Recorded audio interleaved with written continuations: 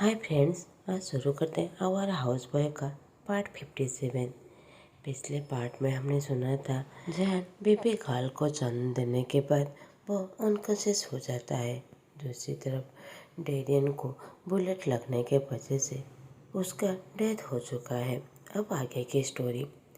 Sophie baby girl को पकड़कर बड़ी जोर से रो रही थी। बेबी भी बस रो ही जा रही थी।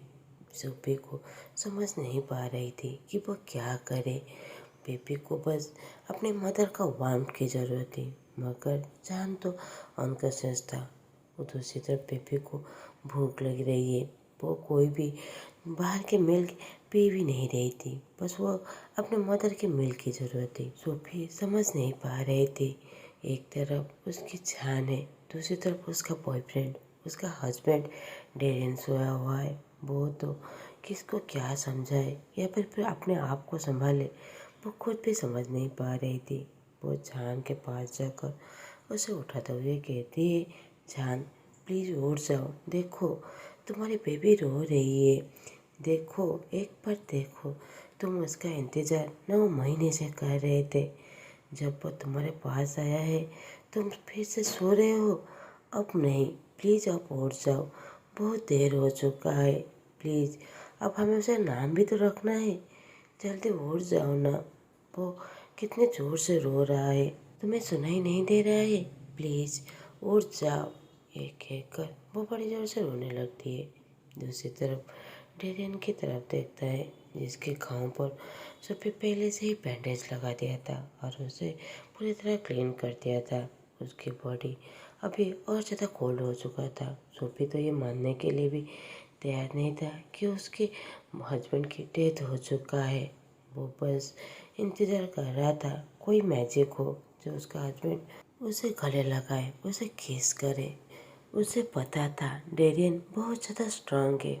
इससे पहले उसे बहुत बार बुलेट लग चुका था। वो बहुत ज़्यादा डेंजरस प्लेसेस से वापस आया है। इस बार भी वो फाइट बैक करके उसके पास वापस आ जाएगा। वो बस उसे कहे, बेबी तुम मेरे साथ ऐसा नहीं कर सकते। तुमने कहा था तुम कभी भी नहीं मरोगे, मुझे छोड़कर कभी भी नहीं जाओगे। तुम प्लीज़ वापस आ जाओ, मेरे साथ रहने लगो। तुम मेरे साथ ऐसा क्यों कर रहे हो? मुझे छोड़कर मत जाओ, प्लीज़ फाइट करो। तुमने प्रॉमिस किया था तुम मुझे मेरे अंकल से सब कुछ मेरे लिए लेकर आओगे।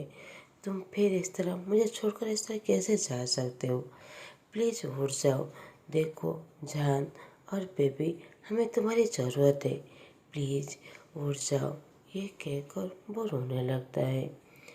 जो डेरियन के लोग थे वो सोफी को इस तरह देखकर वो भी टूट जाते हैं। उन्हें पता था कि उनके बॉस का डेथ हो चुका है। जान वो बस अनकॉन्शियस है, वो उठ सकता है, मगर डेरियन के साथ ऐसा कुछ भी नहीं होने वाला है। वो बस सोफी को समझाते हुए कहते हैं, मैम बॉस की डेथ हो चुका है, हमें उनके फादर को इन्फॉर्म करना पड़ेगा। सोफी तो चिल्लाते हुए कहता है, इस तरह बकवास करना बंद करो, ऐसा कुछ भी नहीं हुआ है।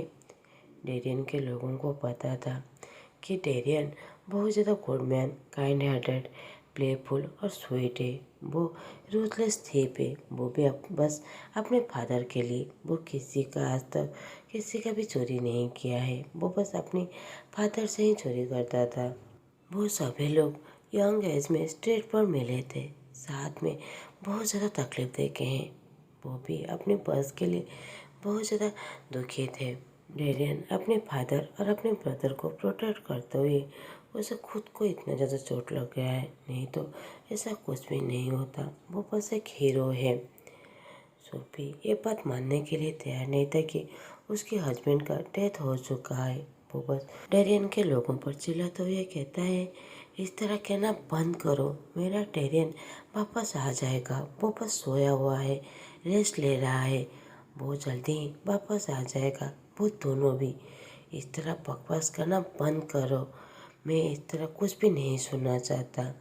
अगर तुम लोग जिंदा रहना चाहते हो तो मेरे घर से निकल जाओ, निकल जाओ। डेरियन के लोग अब कोई भी आर्गुमेंट नहीं करना चाहते थे। वो मैडम की हालत को समझ सकते थे, इसीलिए वो लोग वहाँ से चले जाते हैं। सूफी अब डेरिन की तरफ देखता है, रोते हुए कहता है, तुम इस तरह मेरे साथ क्यों कर रहे हो? प्लीज़ उठ जाओ ना। जान, तुम भी देखो, तुम्हारा बेबी तुम्हें बुला रहा है, तुम दोनों जल्दी उठ जाओ। ये कहकर वो चिल्लाते हुए फिर से रोने लगता है। दूसरी तरफ एक औरत की आवाज़ सुनाई देती है, मैडम, मैडम, मैं सुसु। वो जैसे दूसरी औरत को अपनी तरफ बुलाने की कोशिश कर रहा था। वो औरत जो एक रग पर बैठकर बस रो रही थी। वो जब पीछे मुड़कर देखती है तो वो पूरी तरह शॉक हो जाती है। अन्ना, तुम, मैं कहाँ पर हूँ? मुझे लगा था तुम्हारी डेथ हो चुका है। तुम यहाँ पर क्या कर रहे हो? तुम मेरे लिए वापस आए हो ना? मेरे लिए? ये कहकर वो बहुत ज़्यादा खुश हो जाता है, मगर कुछ ही सेकंड में मिसेस सुसन की खुशी जैसे कहीं गायब ही हो जाती है। वो औरत वहाँ से जाने लगती है। वो फिर से उसके हाथ को पकड़ते हुए कहती है, अन्ना, तुम कहाँ पर जा रहे हो? तुम फिर से मुझे छोड़कर नहीं जा सकते। मैं तुम्हारा इंतज़ार कब से कर रही थी। मैं तो मर जाऊँगा अगर फिर से तुम चले गए। मिसेस अन्ना कहते हैं, अब नहीं, तुम सॉरी कह रहे हो, मगर मुझे तुम्हारे सॉरी की कोई भी ज़रूरत नहीं है। मैंने कोई भी गलत नहीं किया था, फिर भी आपने मेरे साथ बैडली ट्रीट की। मैंने कोई भी नहीं की, आपने मेरे बेटे की लाइफ बहुत ज़्यादा मेजरेबल बना दी। मुझे आपकी सॉरी की कोई भी ज़रूरत नहीं है। मिसेस सुसन माफ़ी मांगने लगते हैं। आई एम सॉरी, मुझे माफ़ कर दो, मुझे माफ़ कर दो। मैंने कभी भी तुम्हें कन्फेशन नहीं कर पाया। मैं तुम्हें बहुत ज़्यादा प्यार करता हूँ। जब तुमने मिस्टर फेंग से शादी करने के लिए डिसाइड की तब मुझे रियलाइज हुआ। मुझे माफ़ कर दो। मिसेस आना भी रोते हुए कहते हैं, आई एम सॉरी, मुझे भी माफ़ कर दो। मैंने भी कभी भी कन्फेस नहीं किया था। मैं डर रहा था कि आप मुझे रिजेक्ट ना कर दे, क्योंकि मैं एक कॉमन सा मेड ही था। मिसेस सुसन कहते हैं, मगर मैं इस ब्यूटीफुल मेड से बहुत ज़्यादा प्यार करता हूँ। मैं तुम्हें बहुत ज़्यादा प्यार करता हूँ। मैं बहुत ज़्यादा गिल्टी हूँ कि मैंने इस सब कुछ किया जेलसी के वजह से, सेल्फिशनेस वजह से। मुझे माफ़ कर दो। मिसेस आना कहते हैं, मगर तुम यहाँ पर नहीं रह सकते, तुम यहाँ से चले जाओ। ये मेरी दुनिया है, मैं तुम्हारा इंतज़ार करूँगा, मगर तुम इस तरह अधूरा काम छोड़कर मेरे पास वापस नहीं आ सकते। मिसेस सुसन कहते हैं, मगर मैं यहाँ से नहीं जाना चाहता। मैं फिर से तुम्हें नहीं छोड़ के नहीं जा सकता। सभी मुझे नफरत करते हैं, मेरा बेटा, मेरा हस्बैंड, सभी। मैं जान को भी नहीं ढूंढ पा रहा हूँ। मैं यहाँ से नहीं जाने वाला। मिसेस आना कहते हैं, नहीं, तुम यहाँ पर नहीं रह सकते, तुम्हें जाना पड़ेगा। तुमने हर जगह ढूंढा, मगर कभी अनएक्सपेक्टेड प्लेस पर नहीं ढूंढा। जाकर वहीं ढूंढना, वहाँ पर ही तुम्हें जान मिलेगा। अब तुम जाओ, आई लव यू। ये कहकर उसे जोर से धक्का दे देते हैं। Mrs Susan I love you Anna कहकर वो अपनी आंखें खोल देते हैं। जब वो देखते हैं कि वो हॉस्पिटल में है और याद करने लगते हैं क्या हुआ था, और वो उस बात पर रिग्रेट फील करने लगते हैं कि वो यांगजी की शादी अपने बेटे से करने के लिए इतना ज़्यादा इंसिस्ट क्यों कर रहे थे, जबकि वो बहुत ज़्यादा बुरी है। ये सोचकर बहुत ज़्यादा रोने लगते हैं कि उन्होंने अपने हाथों अपनी फैमिली के साथ क्या करवा दिया, और मुझे जान को ढूंढना पड़ेगा। अनएक्सपेक्टेड प्लेस, वो कहाँ पर होगा, मुझे वहाँ ढूंढना पड़ेगा। उसी समय उसके रूम की डोर क्यों ओपन होता है, जो मिस्टर वांग थे, जो मिसेस सुसन को जगते हुए देखकर डॉक्टर को बुलाने के लिए चले जाते हैं। दूसरी तरफ एक प्लेस पर ईपो और चान एक दूसरे को मिलते हैं। वो दोनों एक दूसरे को देखकर बहुत ज़्यादा खुश थे। एक दूसरे को टाइटली गले लगाते हुए कहते हैं, मैं कभी भी बिलीव नहीं कर पा रहा था कि मैं तुम्हें कभी मिल पाऊँगा। आई लव यू जान जान, मैंने फाइनली तुम्हें ढूंढ लिया। जान भी बहुत ज़्यादा खुश था। मैं भी। वो मुझे कभी भी नहीं लगा था कि मैं तुम्हें कभी भी मिल पाऊँगा। मैं तुम्हें बहुत ज़्यादा मिस कर रहा था। आई एम सॉरी, मैं तुम्हें छोड़कर चला गया। इब्बू कहता है, ये कोई इम्पोर्टेंट नहीं है। ये सबसे बड़ी बात है कि अब तुम मेरे पास हो। अब मैं तुम्हें अपने आप से दूर होने नहीं दूंगा। ये कहकर उसे गले लगाते हुए कहता है, आई लव यू सो मच। जान भी बहुत ज़्यादा खुश था। वो उसके लैप पर बैठ जाता है। वो दोनों बातें कर ही रहे थे कि जहान कहता है, वो तुम्हें कुछ सुनाई दे रहा है? एक बच्चे की रोने की आवाज़। इबो कहता है, नहीं जान, बस तुम मेरे पास हो। यहाँ पर बच्चे की कहाँ पर आवाज़ सुनाई देगा? और तुम्हारे कपड़े में इतना तो ब्लड क्यों लगा हुआ है? क्या हुआ है? जहान भी इबो की तरफ देखता है जिसके सर पर बैंडेज लगा हुआ था। जहान भी इबो के लिए वरीड हो जाता है। वो दोनों एक दूसरे के लिए बहुत ज़्यादा वरीड थे, मगर फिर से जहान को बच्चे की रोने की आवाज़ सुनाई देता है। जहान कहता है, नहीं बोबो, हमारा बच्चा रो रहा है। वो मुझे बुला रहा है, मुझे जाना पड़ेगा। इबो जहान का हाथ को पकड़ते हुए कहता है, नहीं, तुम मुझे छोड़कर फिर से नहीं जा सकते। मैं तुझ में कहीं भी जाने नहीं दे सकता। जहान कहता है, नहीं वो हमारा बच्चा रो रहा है, वो मुझे बुला रहा है, मुझे जाना पड़ेगा। वो तुम जल्दी वापस आना। मैं और तुम्हारा बेबी, हम दोनों वेट कर रहे हैं। प्लीज़ अपने आप को हार्म करना बंद करो। प्लीज़ हमसे मिलने आना। हिप्पो तो बस चिल्लाते हुए रह जाता है, जान तुम फिर से छोड़कर नहीं जा सकते। जान मुस्कुराते हुए कहता है, मैं तुम्हें छोड़कर कहीं भी नहीं जा रहा हूँ। मैं बस तुम्हारा वेट कर रहा हूँ। मैं और तुम्हारा बेबी जल्दी वापस आना। हम दोनों तुम्हें बहुत ज़्यादा मिस कर रहे हैं। ये तो बस जान का नाम चिल्लाते हुए रह जाता है और जान कहीं अंधेरे में गायब हो जाता है। इस तरह 2 दिन बीत चुके थे।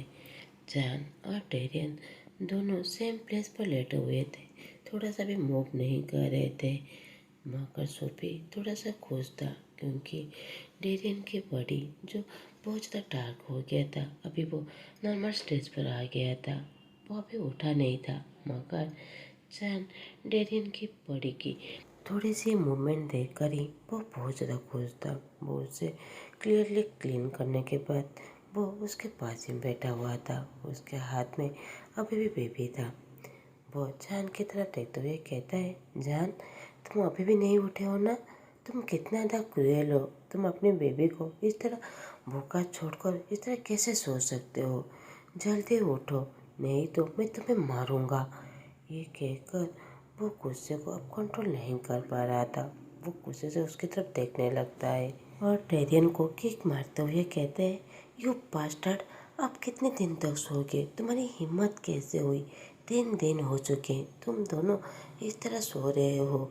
तुम दोनों अभी उठो।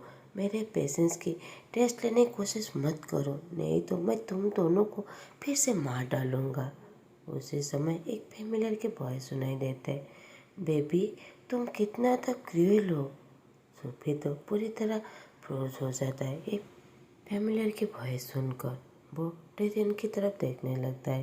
टेरियन जो अपनी आंखें खोला हुआ था और वो उसकी तरफ देखकर मुस्कुरा रहा था। तुम मुझे इस तरह कैसे केक मार सकते हो? देखो मैं कितना ज़्यादा बीमार हूँ, तुम हमेशा इस तरह कैसे करते हो? उसी समय जहान भी चिल्लाते हुए उठता है। उसके लोअर एब्डोमेन पर बहुत ज़्यादा दर्द हो रहा था। जे अब कितना ज़्यादा स्ट्रेट है, अब अभी भी डेरियन गा को किक मार रहे हैं। ये कहकर वो हंसने लगता है। सोफी तो पूरी तरह शॉक में था। वो दोनों एक साथ उठ गए थे। वो दोनों को देखकर बहुत ज़्यादा खुश था। मैं बहुत ज़्यादा ग्लैड हूँ तुम दोनों वापस आ गए। मुझे तो लगा था मैं तुम दोनों को खो बैठूँगा। मैं तुम दोनों को बहुत ज़्यादा मिस कर रहा हूँ। इन 3 दिनों में तो मैं मर ही चुका था। तुम दोनों और ख़ास करके तुम, मैं तुम्हें तो नहीं छोड़ने वाला डेरियन, रुको। ये कहकर वो जान की तरफ जाकर उसके लैब में बेबी को बिठाकर उसे दूध पिलाने के लिए कह देता है। बेबी भी मामा का वार्म पाकर बहुत ज़्यादा खुश थी। जहान कहती है मेरी श्री तो बहुत ज़्यादा प्यारी है। सोफी कहती है श्री क्या उसका नाम है? जहान सारी लाते हुए कहता है हाँ वांग श्री। डेरियन अपनी आंखें को रेल करते हुए कहता है फिर से उस स्टूपिड सरनेम। वो तो मेरा दिमाग खराब कर रहा है। मुझे उस सरनेम से बहुत ज़्यादा नफरत है। तुम मेरे नाम के साथ क्यों नहीं नाम रखते? सोफी कहती है तुम्हें जैसे सरनेम से नफरत है उसी तरह तुम्हारे टेक से भी मुझे नफरत है। डेरियन विनोचन बनते हुए कहता है बेबी तुम सबसे नफरत कर सकते हो मगर मेरे टेक से नहीं। जैन अपना फेस छुपाते हुए कहता है तुम दोनों इस तरह सेमलेस बातें करना बंद करो। देखो बेबी है। डेरियन कहता है हाँ वही टेक ही तो था जो तुम्हें बेबी दिया है और तुम इस तरह समा क्यों रहे हो? जैन कहता है तुम दोनों एक दूसरे के लिए सूटेबल हो, बहुत ज़्यादा सेमलेस कपल और दोनों एक दूसरे के लिए पूरी तरह परफेक्ट हो। अगर यहाँ पर मेरे पो होता तो अपनी बेबी को देखकर बहुत ज़्यादा खुश था। सोफी पहले डेरियन को एग्जामिन करने के बाद जहान के पास जाकर एग्जामिन करते हुए कहता है डोंट वरी सब कुछ ठीक हो जाएगा। एक दिन तुम अपने बहू से ज़रूर मिलोगे। और मुस्कुराते हुए कहता है मैं खुश हूँ तुम दोनों वापस आ गए। तुम दोनों ने तो मुझे बहुत ज़्यादा ओरेट कर दी थी। मैं तो मरने वाला था। प्लीज़ दोबारा ऐसा मत करना। ये कहकर वो डेरियन को गले लगा लेता है और वो दोनों बहुत ज़्यादा खुश थे। जहान भी अपनी बेबी के छोटे छोटे हाथों को पकड़कर वो उसे किस करते हुए उसकी तरफ देखकर वो भी बहुत ज़्यादा खुश था।